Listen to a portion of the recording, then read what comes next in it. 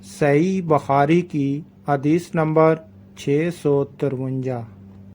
شہداء 5 قسم کے ہوتے ہیں: طاعون میں مرنے والے، یعنی کہ وبا سے، یا یوں کہہ لیں کہ چھوت کی بیماری سے مرنے والے، پیٹ کے عرضے یعنی ہاضے وغیرہ سے مرنے والے، اور ڈوب کر مرنے والے، اور جو دیوار وغیرہ یا کسی بھی غار یا پہاڑی بھی چیز سے دب کر مر جانے والے، اور خدا کے راستے میں جہاد کرتے ہوئے شہید ہونے والے۔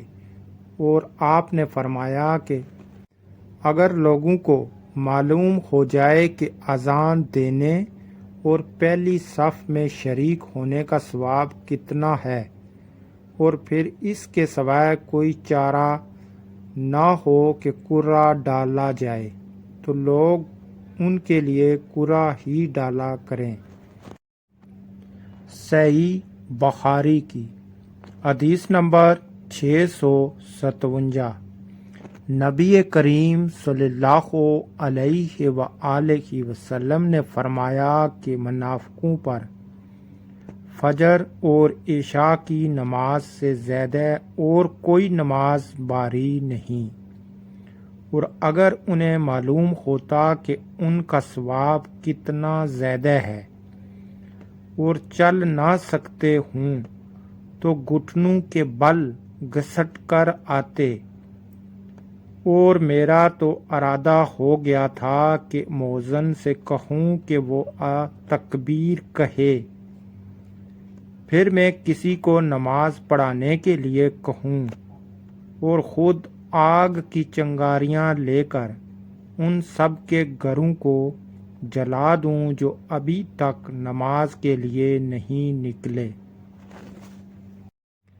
حضرت محمد صلی اللہ علیہ وآلہ وسلم نے فرمایا کہ 7 طرح کے آدمی ہوں گے جن کو خدا اس دن اپنے سائے میں جگہ دے گا جس دن اس کے سائے کے سوا اور کوئی سایہ نہ ہوگا۔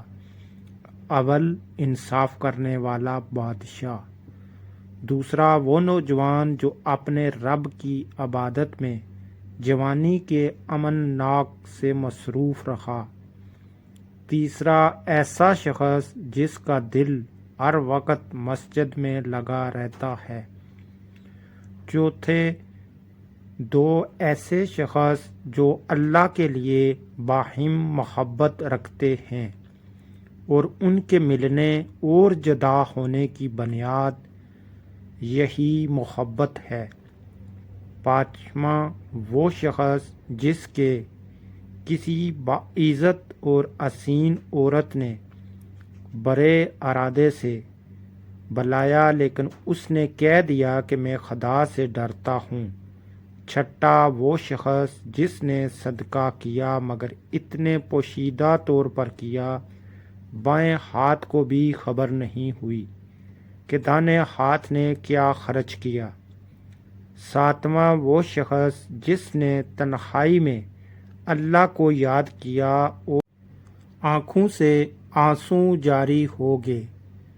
صحیح بخاری کی حدیث نمبر 660۔ صحیح بخاری کی حدیث نمبر 661۔ کیا رسول اللہ صلی اللہ علیہ وآلہ وسلم نے کوئی انگوٹھی پہنی ہے؟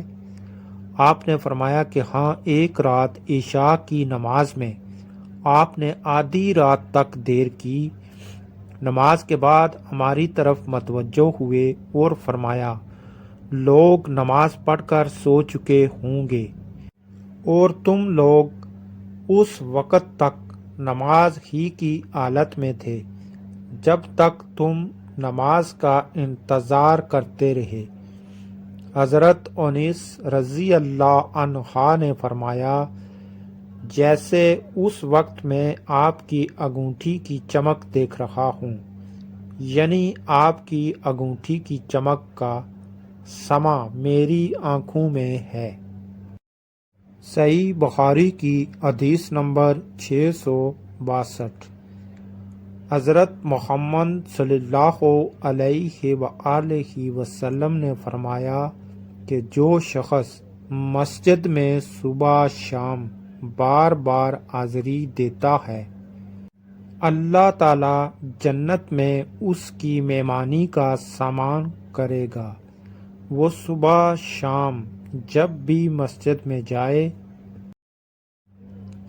حضرت محمد صلی اللہ علیہ وآلہ وسلم نے فرمایا کہ اگر شام کا کھانا سامنے رکھا جائے اور ادھر نماز کے لیے تکبیر بھی ہونے لگے تو پہلے کھانا کھا لو۔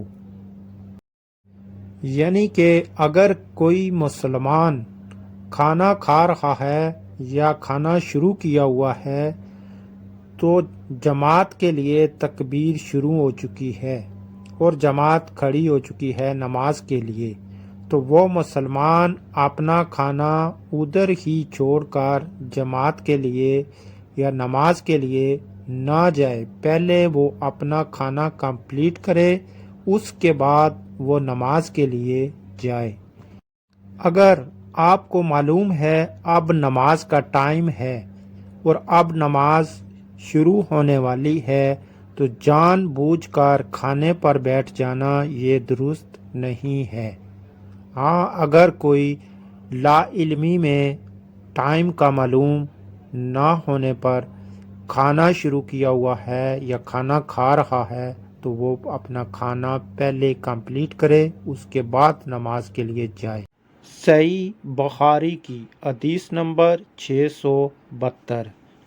رسول اللہ صلی اللہ علیہ وآلہ وسلم نے فرمایا کہ جب شام کا کھانا حاضر کیا جائے تو مغرب کی نماز سے پہلے کھانا کھا لو، اور کھانے میں بے مزہ بھی نہ ہونا چاہیے، اور اپنا کھانا چھوڑ کر نماز میں جلدی مت کرو۔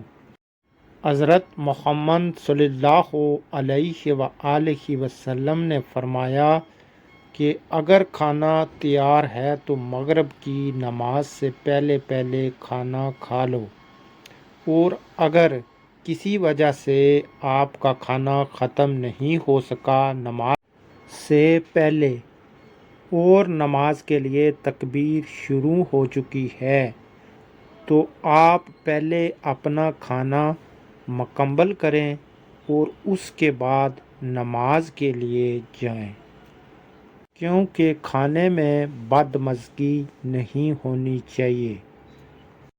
اسلام میں کھانا کھانے کے بہت زیادہ آداب ہیں، اس لیے اسلام میں اگر کوئی کھانا کھا رہا ہے تو اسلام دینا بھی منع فرمایا ہے، اور اگر نماز شروع ہو جائے تب بھی فرمایا گیا ہے کہ پہلے کھانا مکمل کرو اور اس کے بعد نماز کے لیے جاؤ۔ اس لیے ہر مسلمان کوشش کرے کہ کھانے کے آداب پورے کرے اور کھانے میں بے فضول گپ شپ نہ کرے، اور بھی دوسری ایکٹیویٹیز کو محدود نہ کرے، جیسے کہ ٹی وی، گانے، خبریں، نیوز وغیرہ ہیں۔